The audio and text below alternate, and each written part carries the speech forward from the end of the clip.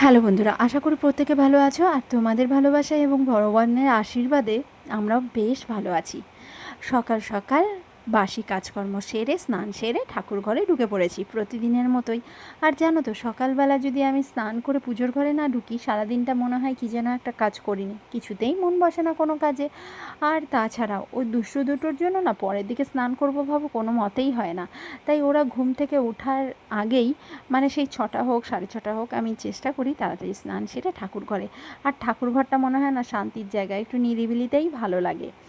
তারপর শ্রেয়াকে নিয়ে বেরিয়ে পড়লাম, ওর স্কুল যাবে তার জন্য স্কুল গাড়ির অপেক্ষা করছি।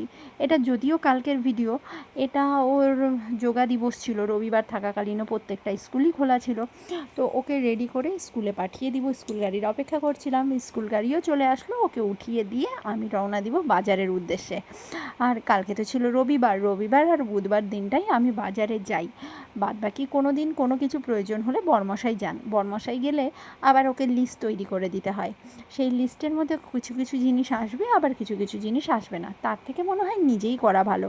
আর জানো তো, আমরা মেয়েরা যেহেতু নিজেরা রান্না করতে ভালোবাসি, খাওয়াতে ভালোবাসি, রান্নাঘরটা যেহেতু আমাদের দখলে, মনে হয় জিনিসগুলো যদি আমরা নিজেরা করি না, কিছুটা সাশ্রয়ও হয়, আর যেটা প্রয়োজন সেটুকুই কেনা হয়। জানি না আমার মতের সঙ্গে তোমাদের কার কার মতের মিলবে, কিন্তু আমার তো বাজার করতে বেশ ভালো লাগে। আর রাতে বৃষ্টি হয়েছিল, চারিদিকটা একদম ভিজে আছে, মেঘলা মেঘলা আছে, কিন্তু এখনকার দিনে বৃষ্টি হলেও কিন্তু গরমটা কমে না। তবে শীতটাও যেমন ভালো লাগে, গরমটাও বৃষ্টিটাও সব কিছুই কিন্তু আমার ভালো লাগে। মনে হয় জীবনের সব কিছুরই প্রয়োজন, টক ঝাল মিষ্টি, তবেই না জীবনটা এত স্বাদের হবে। যাই হোক, বাড়িতে ফিরে বাজারগুলো গুছিয়ে রাখলাম, রান্নাবাড়ি সেরে এক জায়গায় আবার যাওয়ার আছে। তো সকালে খাবার দাবারগুলো দিয়ে দিচ্ছি, পরপর রান্নাগুলো করছি। ছোটোটা তো দুষ্টুমি ওর মতো করেই যাচ্ছে।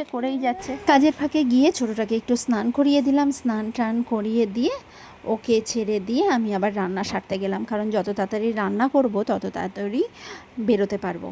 আর জানো তো, দুষ্টু দুটোর থাকলে না আর বলা যাবে না। আর বড়োটা আবার একটু মাংস খেতে চেয়েছিল, সেই মাংসই এনেছিলাম, এনে নিজের হাতে রান্না করে খাওয়ানোর মজাই কিন্তু আলাদা, কেউ কিছু খেতে চাইলে। তারপর বড়টাকে বাড়িতে রেখে ছোটোটাকে নিয়ে দুজন মিলে বেরিয়ে পড়লাম। আসলে বড়টা না এই গরমের মধ্যে নিয়ে বেরোনোটাও ঠিক না বলে আমি বেরোইনি। আর ছোটোটাকে তো নিয়ে যেতেই হবে, কোনো উপায় নেই। তো বাসে করে নামলাম রায়গঞ্জে, তারপর টোটো ধরে গন্তব্যে পৌঁছলাম। গন্তব্যটা কোথায় এবার তোমাদের সঙ্গে শেয়ার করি। আসলে অনেক দিন ধরেই মনের ইচ্ছা ছিল, কিন্তু সব কিছু তো সম্ভব নয়। ভগবান যখন চাইবে তখনই কোনো কিছু হওয়া সম্ভব। ভগবান তোমার জন্য সেই সময়টার জন্য, সেই মুহূর্তটার জন্য তৈরি করে দেয়, কোন কাজটার জন্য কোন মুহূর্তটা হবে, সেই মুহূর্তেই সেই কাজটা হবে, তার আগে বা পরে কিন্তু নয়। তো সেটাই ভগবানের উপরেই সব ছেড়ে দিয়েছিলাম। আর জায়গাটা দেখে হয়তো অনেকেই বুঝতে পারছো জায়গাটা কোথায়। রায়গঞ্জের মানুষরা তো অবশ্যই বুঝতে পারবে, আর যারা বুঝতে পারছো না তাদের উদ্দেশ্যে বলছি, এটা রায়গঞ্জের রামকৃষ্ণ মিশন আশ্রম। হ্যাঁ, অনেক দিন ধরেই মনে ইচ্ছা ছিল দীক্ষা নিব। দীক্ষা না নিলে নাকি মন শুদ্ধ হয় না, শরীর শুদ্ধ হয় না। শরীরের কথা বলতে পারবো না, কিন্তু মনের একটা তৃপ্ততা আছে, সেই তৃপ্ততার জন্য আমি অনেক দিন ধরে ভাবছিলাম যে দীক্ষা নিব। কারণ ভগবান আমার সবসময়ই আছে আমার সঙ্গে, সেই যেই রূপেই যেই ঠাকুরের পূজা করি, তবে একটা দীক্ষাগুরুর প্রয়োজন জীবনে। যেমন শিক্ষাগুরুর প্রয়োজন, সেরকম দীক্ষাগুরুর।